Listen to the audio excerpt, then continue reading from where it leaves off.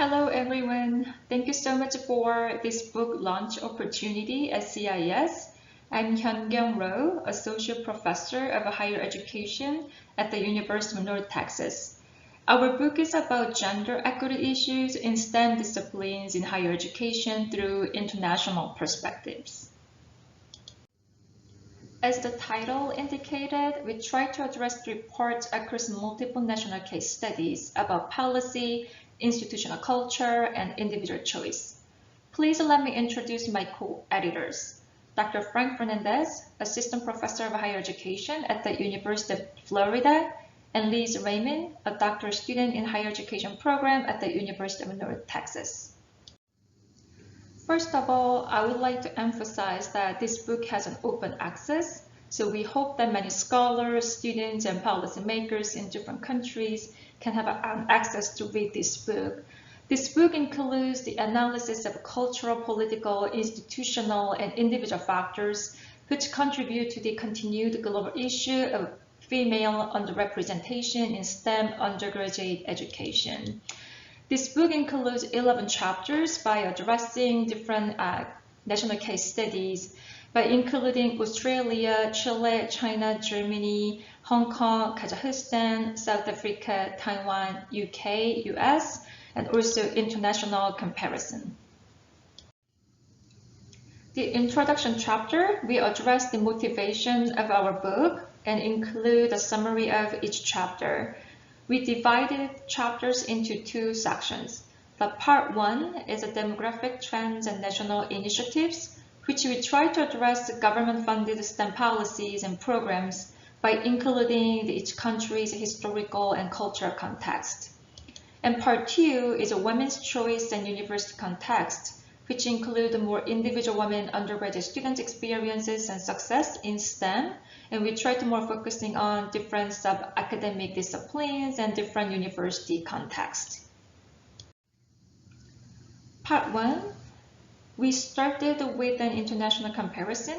Seung-Ah Lee and her colleagues conduct a cross-national analysis of 143 countries and territories to examine women's global participation in STEM.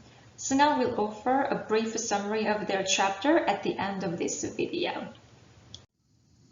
Chapter 3 provides an account of how Chinese government-level policies promoting gender equity in education in general and STEM in particular have increased the women's participation level.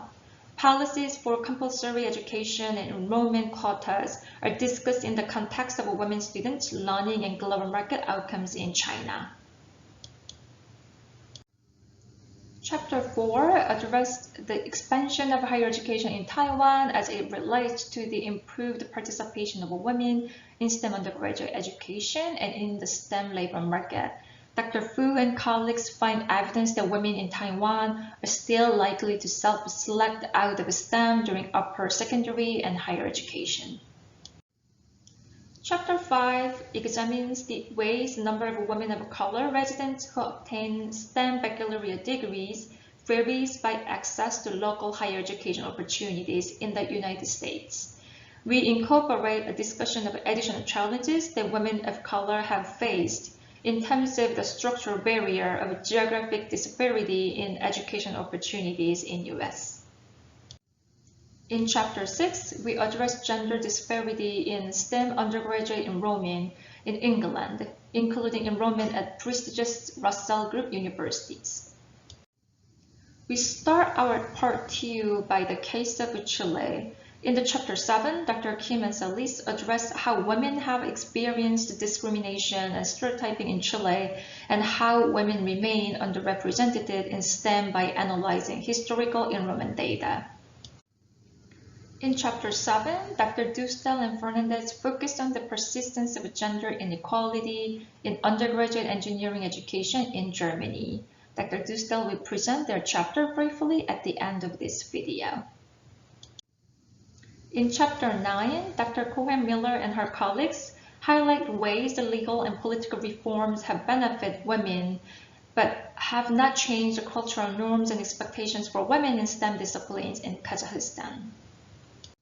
In Chapter 10, Dr. Merlambo describes women's higher education in South Africa, with a focus on Black women engineers, and underscores how they are discouraged from pursuing engineering degrees and academic careers.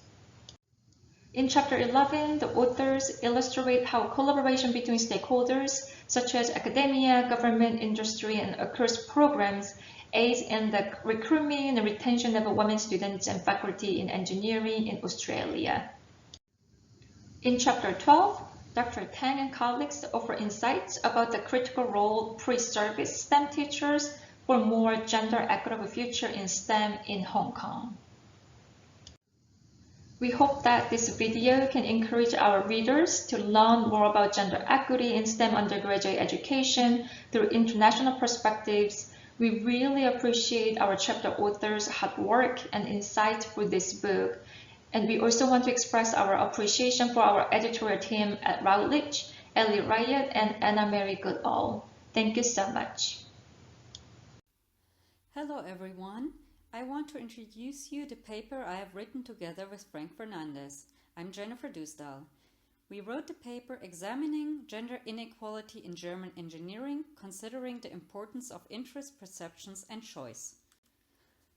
After the United States and China, Germany is the world's main producer of research in science, technology, engineering, and mathematics fields. This development has been fostered by the institutionalization of strong research universities and extra-university research institutes. Germany spends more per capita on STEM research and development than either the United Kingdom or France, which are two other major European leaders in STEM. Still, the persistent underrepresentation of women in STEM has a massive negative impact on the labor force and economic growth. As a global leader in STEM research, the German government has focused on improving women's attainment in engineering fields through the implementation of various national initiatives to foster equal opportunity and to attract and retain women in STEM fields. Although Germany is at the forefront of producing talented graduates in STEM, in 2015, fewer than 1 out of 3 students were STEM graduates. Gender remains one of the most crucial factors in study choice and decision for engineering and natural sciences in Germany. What is the aim of our study? We determine the extent to which German women consider studying STEM, even if they do not choose to do so.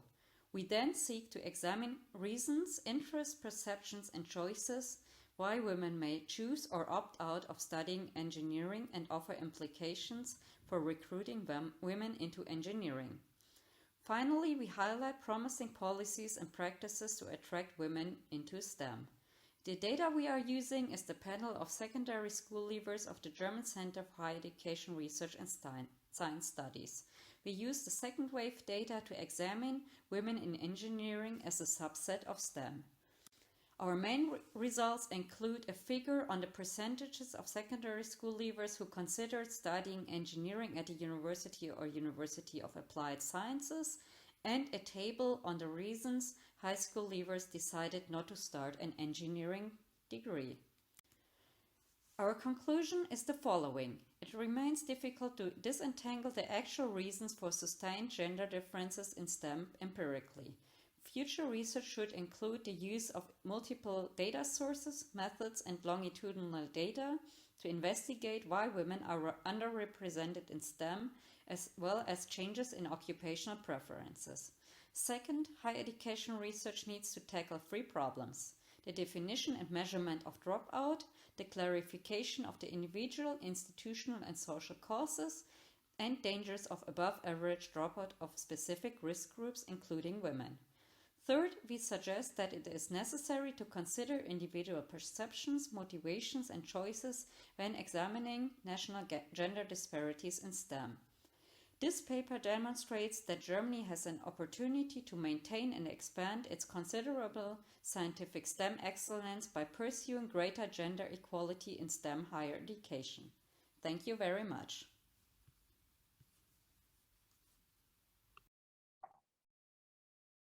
In our chapter, A Cross-National Analysis of Women Graduates with Tertiary Degrees in Science, Technology, Engineering, and Math, we conduct an exploratory study trying to look at the various trends and patterns of the number of women graduates in STEM degrees at the university level, contributing to the wider literature on women in STEM and gender equity in science, technology, and education by looking at graduates instead of enrollments, which have been the focus of numerous other studies.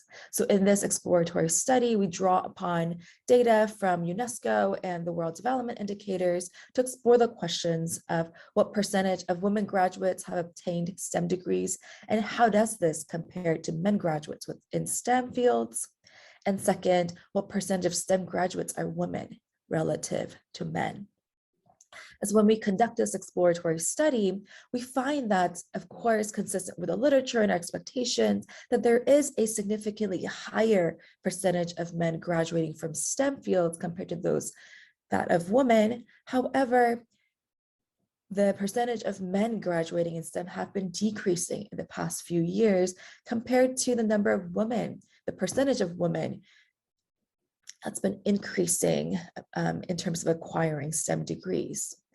And when we look at what's going on in terms of the share of percentage of women with STEM degrees, we find that the numbers have been relatively stable over the past 2 decades for high income and lower middle income economies, but that there has been a dramatic increase in the percentage share of STEM graduates who are female among upper middle income economies. And it's also interesting to point out and find that when we look at the STEM graduates in tertiary education, the share of women graduates are much higher in emerging markets. There is lower and upper middle income economies compared to high income economies, where we might have expected higher percentages of women graduating from STEM fields compared to other regions,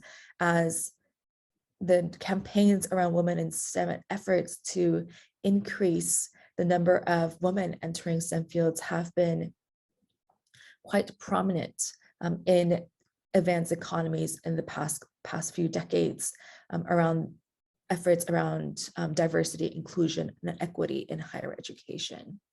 So in our exploratory study, we do find that men are more likely than women to be STEM graduates, but that we do find a modest increase in the percentage of women graduates in STEM, while the percentage of men graduates in STEM have been declining slightly. And simultaneously, when we look at this by levels of economic development, we do find that much of the increase in women graduating from STEM fields are largely driven by emerging market economies. But overall, we are struck by an absence of an overall surge of interest in STEM degrees in comparison to non-STEM degrees across both genders, given the extent to which there has been a global push for increased STEM education, especially women in STEM fields. So in our chapter, we further discuss why this might be the case and suggest further areas of research.